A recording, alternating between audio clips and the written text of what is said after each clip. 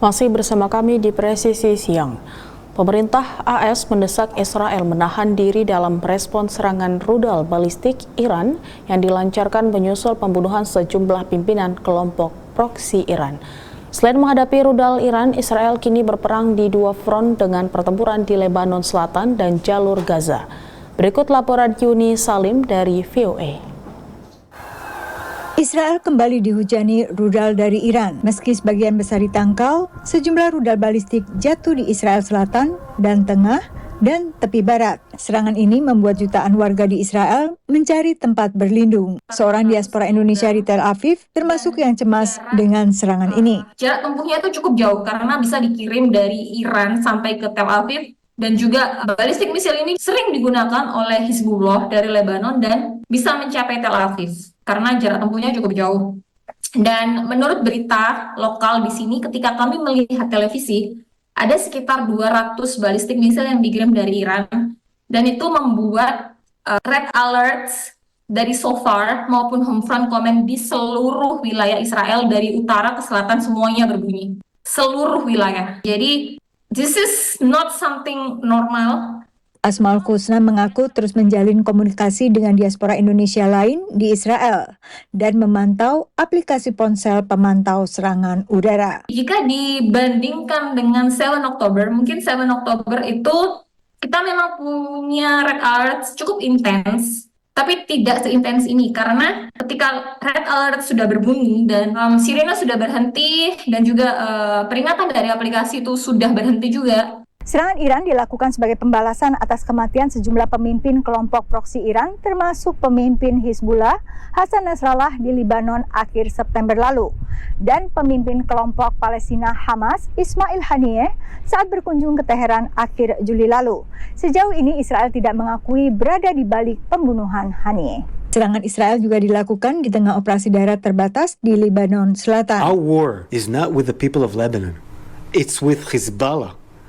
This is a clear message to the international community.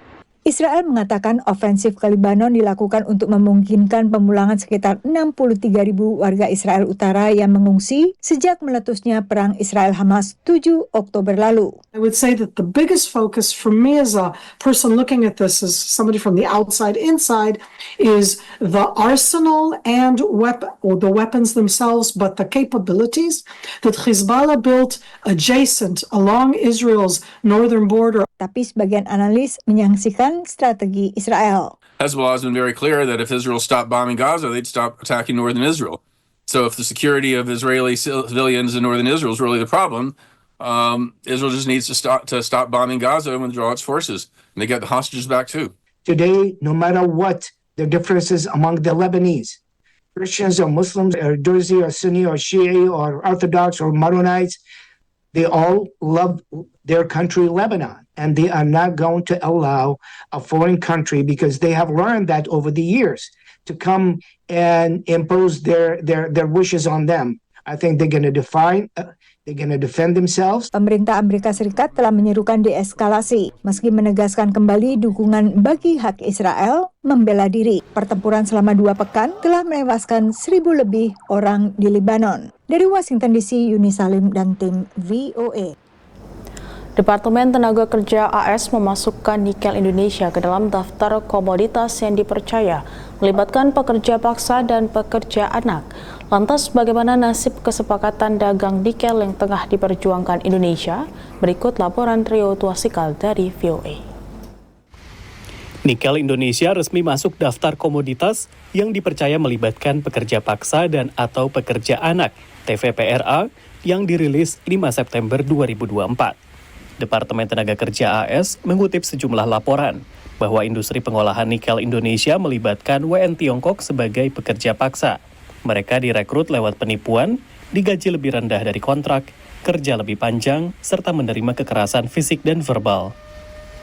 Pengamat menilai daftar ini menjadi pukulan besar di saat Indonesia ingin menjual nikelnya ke pasar Amerika. I mean, it's a bit of a scarlet letter, to use a literary reference there, that now that this designation is in place, any discussion of a critical minerals specific free trade agreement with Indonesia is going to begin against a backdrop where the US government, the Department of Labor specifically, is on record as having alleged that the Indonesian nickel sector is pervaded by forced and/or child labor. Indonesia tengah berupaya menjalin kerjasama perdagangan bebas terbatas atau Limited Free Trade Agreement dengan Amerika. Indonesia ingin nikel dari tanah air masuk pasar mobil listrik Amerika yang tengah mendapat insentif pajak dari Undang-Undang Pengurangan Inflasi AS. Namun laporan demi laporan menguak, industri nikel Indonesia dibayangi pengaruh Tiongkok, masalah tenaga kerja, dan kerusakan lingkungan. Hal ini bahkan membuat perjanjian perdagangan mendapat perlawanan di Kongres. Riset University of Oxford menunjukkan bahwa komoditas yang masuk ke dalam daftar TVPRA mengalami penurunan impor ke Amerika Serikat mencapai 17%. Penurunan ini terjadi signifikan dalam produk-produk manufaktur, namun tidak signifikan dalam produk pertanian maupun tambang. Masuknya nikel Indonesia dalam daftar ini dianggap pengamat sebagai tekanan untuk Indonesia. Selama ini kan kita sudah melihat berbagai laporan, mungkin lebih banyak di media, dan mungkin lebih banyak datang dari berbagai civil society, tetapi responnya pun mungkin masih terbatas. Jadi harapannya dengan masuk ke list ini, kita sudah setidaknya masuk ke dalam berbicara antara government to government, sehingga ada sebuah titik eskalasi yang lebih tinggi. Meski begitu, kedua analis sepakat bahwa perjanjian dagang bebas terbatas AS Indonesia belum sirna. Just speaking realistically, Indonesia is mining about half of the world's nickel right now. The International Energy Agency forecasts that share will increase to north of 62% by 2030.